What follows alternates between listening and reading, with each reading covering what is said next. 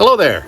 Many of you have asked about the boat that's sitting right behind me, and I thought, you know what, Kobe and I just got back from a trip to one of our favorite lakes, and I thought I'd take a minute to talk to you about my new boat. Now, this boat replaced the Eider. The Eider had been in my family for many years. It's still there. I just got to try to think of what I want to do to repurpose it. But it was time for a new boat. There was a lot of dry rot happening in the Eider. It just wasn't very cost effective to be able to get that fixed. So stay tuned on the Eider's next generation, but I did a lot of homework on what boat was I going to get for the next boat. And really what I thought would serve my purposes the best. I do a lot of stillwater fishing. I don't do a ton of fishing out in the Puget Sound, so I wanted something that was really good for lakes. I didn't want a V-hull because those could be a little bit tippy and a little narrow, and I thought, you know what? I thought a John's boat would be great. And I ended up selecting the Marlon SP12. It's a 12-foot aluminum boat, and so far, so really good. So if you take a look over my shoulder, one of the things that really stands out is the amount of room. I have a ton of room in this boat compared to what I had in the Eider, so I really like that. The stability is really remarkable in this John's boat. I can stand in the corner of the boat or on the side of the boat, and it barely tips, and I'm not a small guy by any stretch of the means. Sorry for all the sirens out there.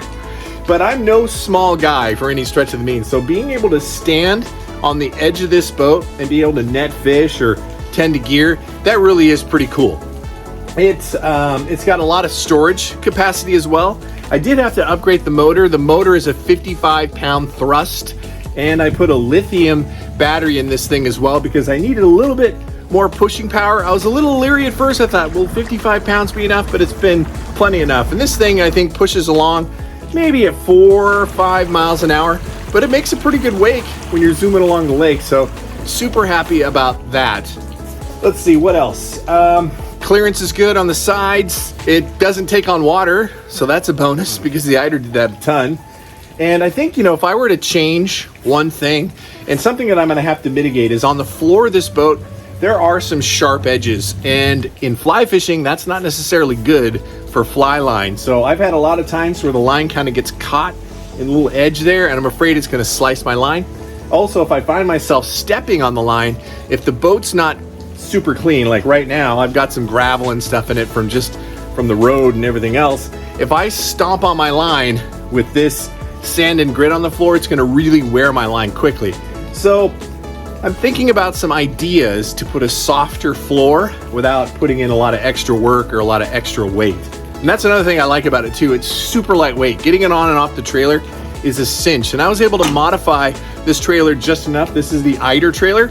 Just bringing up the slats where the boat sits on is really worked great. Repurposed the original strap from the Eider and then added another red kind of winch strap just for extra stability. But being super light, trailer's really easy. I did add some tubes on this thing to be able to put some rods and protect them, but so far, I mean, it's a great idea, I think, but I haven't been really using them. I just kind of set the rods down on the seat.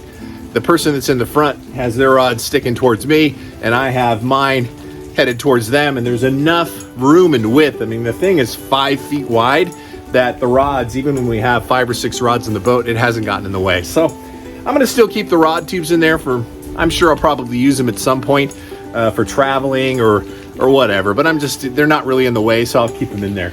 Oh, and by the way, I did name it the Full Metal Eider. Full Metal Eider! Right, I wanted to pay homage to the Eider, and what better way than to keep it named the Eider and just put Full Metal in front of it. I actually have somebody doing some decals for it, so you'll see that here in the coming weeks. Now, I did repurpose the oars. The oars are from the Eider. I do have the custom oars, which are pretty cool, which it's actually on display in my house. Just a beautiful turned oar. But I've got these kind of, just the general oars in the boat here, and those are from the Eider as well. But I'll be using, most of the time I'll have a motor behind it, but I have not yet tested it as far as rowability.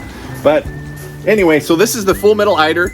That's why I chose Marlon, the SP12. It's just a really great all-purpose boat, great for stillwater fishing, and I look forward to a lot of adventures in this boat.